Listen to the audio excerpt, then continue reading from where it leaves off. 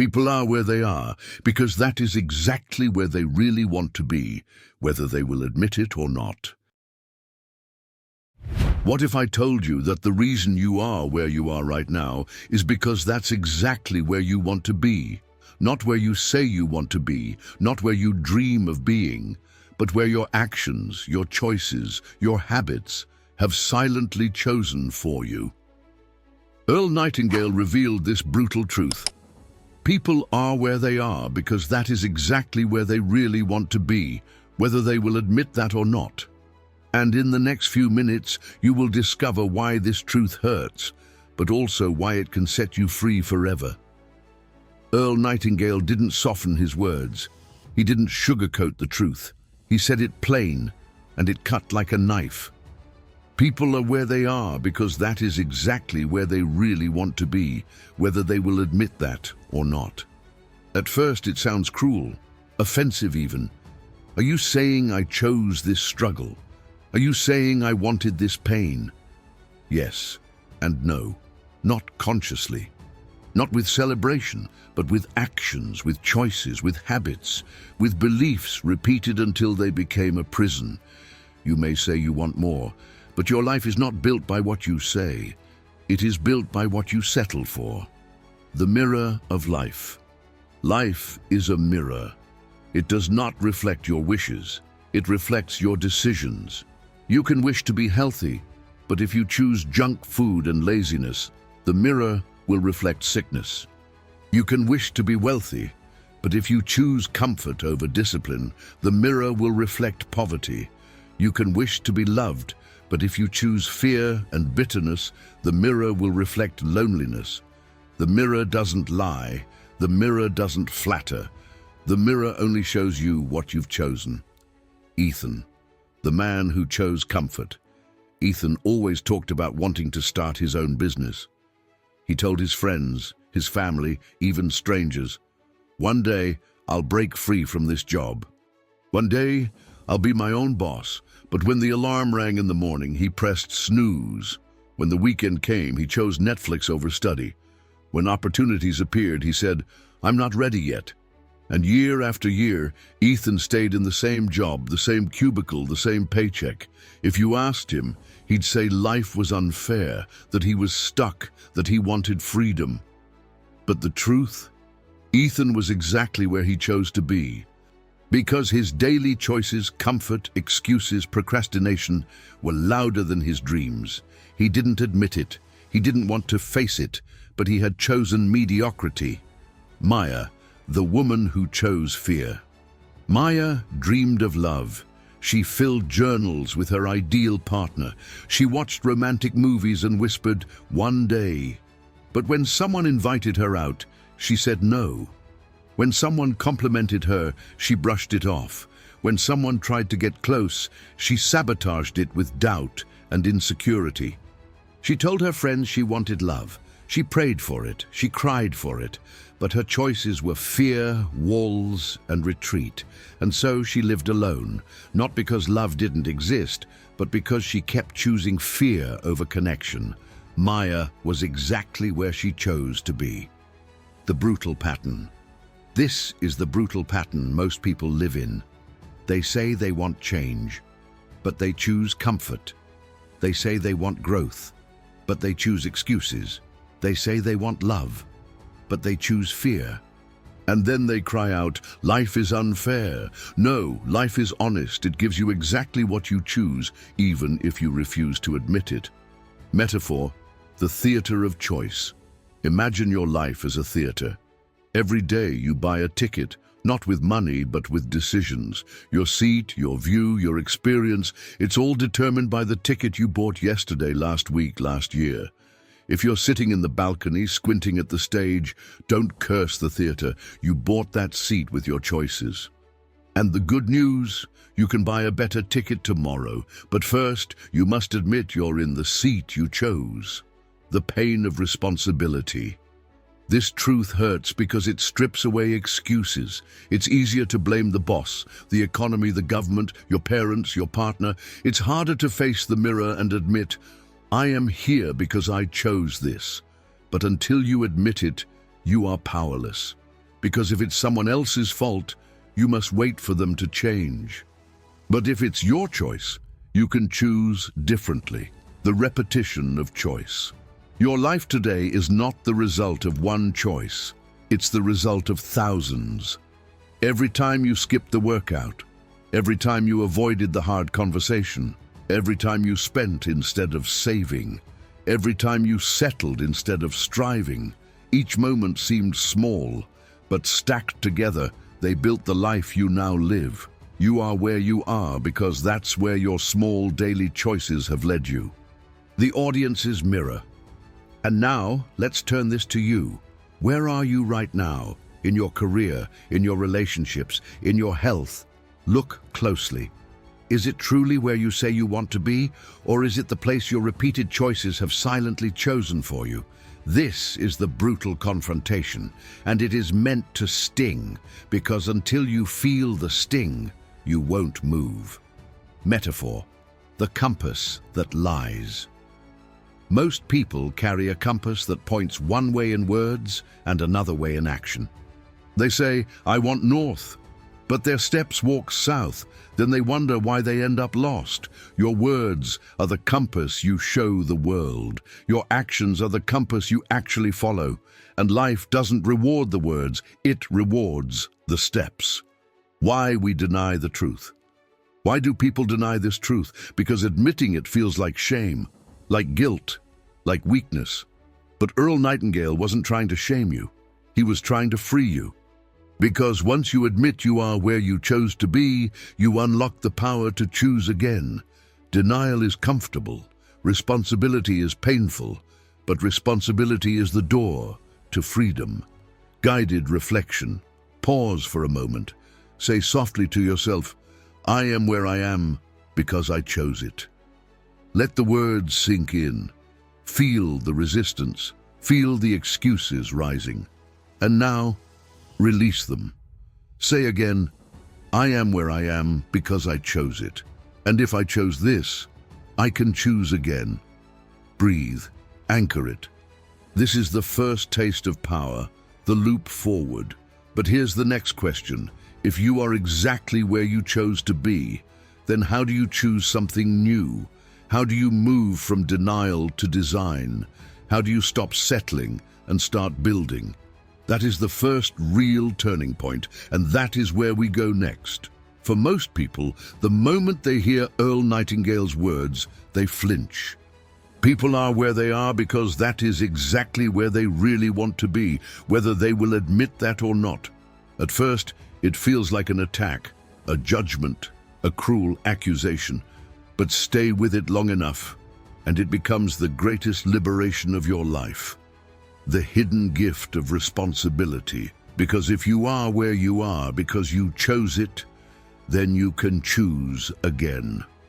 Responsibility is not a weight, it's the key. Denial is the chain. Excuses are the prison. But responsibility is the door to freedom. When you say, "I am here because I chose this," you stop being a victim of circumstance. You stop waiting for life or luck or someone else to save you. And in that instant, you hold the pen again. The script is yours. The direction is yours. Ethan's admission. Ethan sat in his tiny apartment one night, staring at the bills on the table. For years, he had blamed his boss, the economy, his bad luck. But deep down, he knew the truth. He had chosen comfort over growth, excuses over action. And finally, he said it out loud. "I am here because I chose it." The words stung. They cut his pride. But then, something unexpected happened. He felt lighter, because for the first time, he wasn't powerless anymore. If he had chosen this life, he could choose another. Maya's admission. Maya stood in front of her mirror, tears on her cheeks after another night of scrolling through couples online. She whispered, "Why not me? Why am I still alone?" And then the truth hit her. She had chosen fear, she had chosen walls, she had chosen to retreat instead of connect. She whispered again, this time louder, "I am here because I chose it." It hurt. But it also felt like exhaling after holding her breath for years. For the first time she realized her loneliness wasn't fate, it was a choice, and choices can change. Metaphor, the driver's seat. Life is like a car. Most people sit in the back seat complaining about the bumps, the turns, the speed. They say, "Why are we going this way? Why is it so rough?" But they never notice. They're the ones holding the steering wheel. Every small turn of choice led them here. And the moment they admit it, they can grab the wheel with both hands and choose a new road. Why denial feels. Safer denial feels easier because it protects pride. It says, "It's not my fault, I'm not to blame." But denial also steals power. Because if it's not your fault, it's not your choice. And if it's not your choice, it's not in your control. Responsibility may hurt the ego, but it heals the soul. Because once you own your choices, you own your future. Practical exercise. The statement of power. Close your eyes for a moment. Say softly, "I am where I am because I chose it." Notice the resistance, the excuses rising, the mind shouting, "No, that's not fair." Now breathe. Say it again. "I am where I am because I chose it." And now add the second half. "If I chose this, I can choose again." Say it until it feels less like guilt and more like power. Because that is what it is, the purest power you'll ever touch. Ethan's first step. After admitting his truth, Ethan did something he had never done before. He took responsibility for his mornings. No more snooze, no more "I'll do it later." He set his alarm. He woke up. He worked on his business plan for 1 hour each day. It wasn't dramatic, but it was a choice. And that choice began to shift everything. Maya's first step. After her admission, Maya did something terrifying. She accepted an invitation to a small gathering. She showed up, even though her ego screamed, "Stay home, stay safe." And for the first time, she spoke without hiding. She laughed without fear. It wasn't a fairy tale romance that night, but it was a choice. And that choice opened the door to new connections. Metaphor, the keys on the table. Imagine standing in a room filled with locked doors. You scream, you cry, you push, but nothing opens. Then you look down and realize the keys were on the table the whole time. That's what responsibility is. It's the moment you see the keys. The doors don't open instantly, but now you know you are the one who can unlock them. The audience's challenge. Now I ask you, where in your life are you still denying the truth? Where do you say, "I want change," but secretly choose comfort? Where do you say, "I want growth," but secretly choose excuses? Dare to say it. Dare to whisper the truth. I am here because I chose it. And if I chose this, I can choose again. This is your turning point. The loop forward. But here's the next question. If you can choose again, how do you do it? How do you break the invisible chains of excuses and step into real freedom? How do you move from admission to transformation? That is the next step, and that is where we go now. So you've admitted the truth. You've whispered the words, "I am here because I chose it." It feels like freedom. It feels like power. But almost immediately, the mind resists. Because the ego hates responsibility. The ego survives by building walls of excuses, shifting blame, and creating illusions. Ethan's resistance. Ethan began waking early, working on his business plan, feeling proud. But 1 week later, the old voice crept back in. "It's too late for you. The market is too crowded. Your boss drains you too much. You don't have enough money." The excuses multiplied like weeds. And one morning, Ethan hit snooze again, then twice, then 3 times. He felt the pull of his old life reclaiming him. Maya's resistance. Maya started saying yes to invitations. She smiled more, spoke more, felt alive. But then, one night she came home alone, and the voice struck, See, nothing's changed. You'll always end up by yourself. Why try? Her chest tightened. She almost cancelled her next plans. The ego whispered, better to stay safe in loneliness than risk rejection again. The mind's tricks. This is the bigger problem. Once you accept responsibility, your mind fights to take it back. It whispers 3 poisonous lies. 1. The excuse illusion. It's not your fault, it's because of them. 2. The blame illusion. If they had treated you better, you'd be fine. 3. The injustice illusion. Life is unfair. You never had a chance. Each one feels comforting in the moment. Each one removes the sting of responsibility. But each one also steals your power again. Metaphor.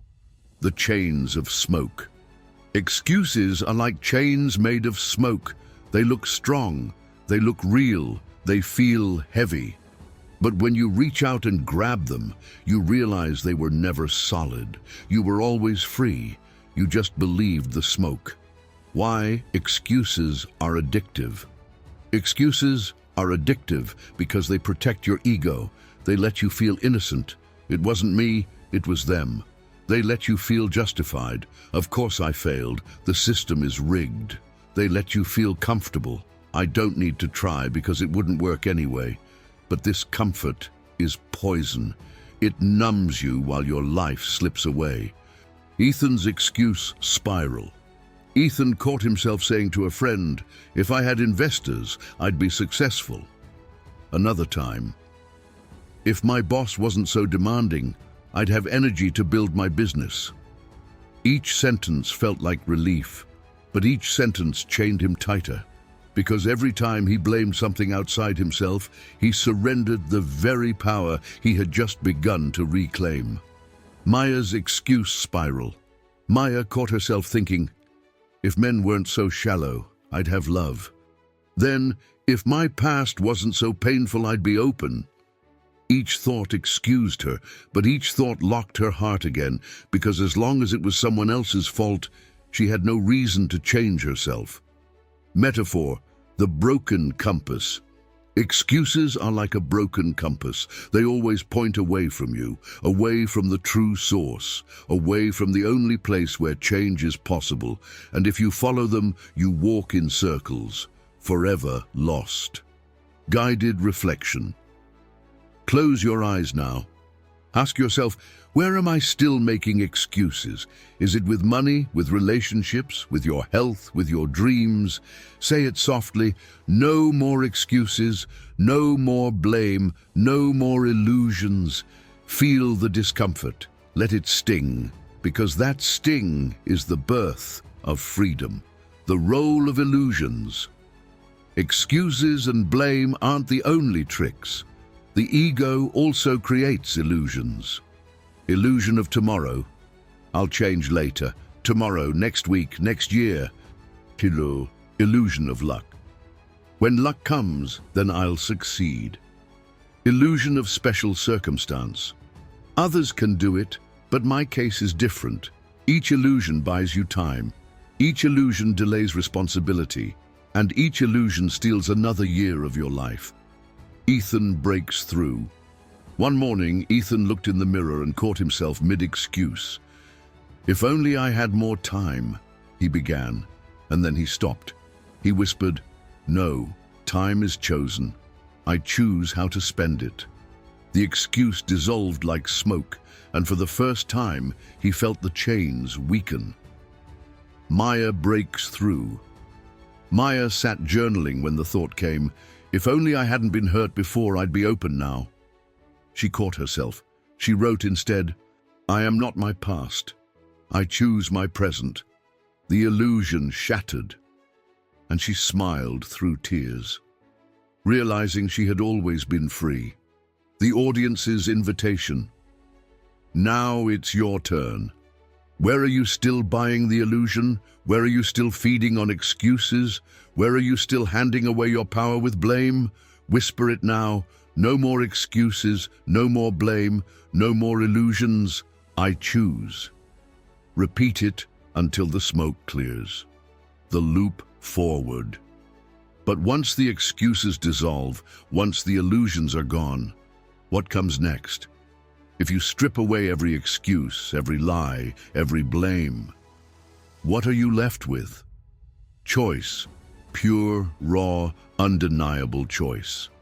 And with that choice, you can design a new life. That is the solution, that is the power, and that is where we go next. So here we are. The excuses burned away, the illusions shattered, the truth exposed. What remains? Choice. Pure, raw, undeniable choice. And with that choice comes a new question. What will I choose now? The formula of transformation. Earl Nightingale gave us the map. Desire, the vision of where you want to be. Action, the daily steps that prove that vision is real.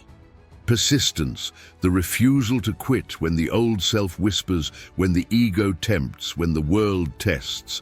Desire without action is fantasy. Action without persistence is a spark that dies. But desire, action, and persistence, aligned, are unstoppable. Ethan's alignment. Ethan no longer says, one day. Every morning he wakes, he writes his plan, he takes one step. Small, steady, consistent, and for the first time he feels momentum. Not because the world suddenly got easier, but because his desire, his action, and his persistence are now one. The excuses still knock, but Ethan doesn't answer the door anymore. Maya's alignment. Maya no longer says, why me? Every day she chooses courage over fear, connection over retreat. She opens, she speaks, she lets herself be seen, and slowly new relationships form, not because the world suddenly changed, but because she did. Her desire for love aligned with her actions of openness, and her persistence kept her moving even on lonely nights. Metaphor. Planting the garden. Think of your life as a garden. Desire is the seed, action is the watering. Persistence is the sunlight day after day. One without the others fails. But when all three align, the garden cannot help but grow. And soon, what was once barren becomes abundant. The role of repetition. But here's the final key. Repetition. The mind is a machine of patterns. It doesn't change with a single thought. It changes with repeated impressions. That's why you must listen again. That's why you must repeat the truth until it engraves itself in your subconscious. Listen in the morning. Listen at night. Listen while you sleep. Because the more often you feed your mind with truth, the less space there is for lies. Repetition turns choice into conviction, conviction into habit, habit into destiny. Guided practice. Reprogramming while you rest. Close your eyes. Imagine yourself tonight, lying down to sleep. As your body rests, your mind plays these words again. I am here because I chose it, and if I chose this, I can choose again. Feel them sinking deeper with every breath, every heartbeat. Now see yourself tomorrow morning. You wake with clarity, you take one action, you persist one more day. Day after day, repetition rewires your reality until the life you once dreamed becomes the life you now live. The audience's call. So now it's your turn. What do you desire? What action will you take today? What persistence will you carry into tomorrow? Whisper it, write it, live it, and repeat until it becomes who you are. Closing inspiration. Ethan built his freedom, Maya opened her heart, and you, yes, you, can create the life you've been waiting for, because Earl Nightingale's truth is no longer a burden. It is a gift. People are where they are because that is exactly where they really want to be, whether they will admit that or not. Admit it, own it, and then choose again. Align desire, action, and persistence. Repeat until it becomes your nature, and watch as your world bends to the power of your new choice.